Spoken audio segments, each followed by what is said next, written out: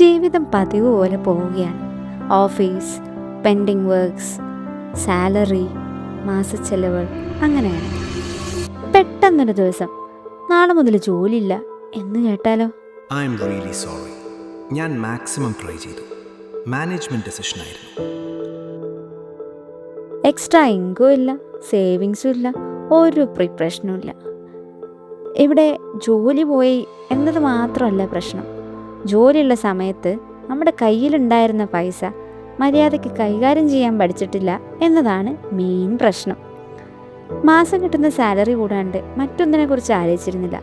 Savings, investment, financial plan, ഇതെല്ലാം പലരും പറഞ്ഞു കേട്ടിരുന്നു. പക്ഷേ അതൊക്കെ അത്ര അത്യാവശ്യമാണെന്ന് മനസ്സിലാക്കിയിരുന്നില്ല. അതെ, നിങ്ങളോടും കൂടിയാണ്. ഈ ജീവിതം പഠിക്കാൻ ജോലി നഷ്ടപ്പെടുന്നതുവരെ കാത്തിരിക്കരുത്. ഒന്നിൽ കൂടുതൽ വരുമാനമാർഗം ഉണ്ടാക്കാൻ എപ്പോഴും ശ്രമിക്കുക.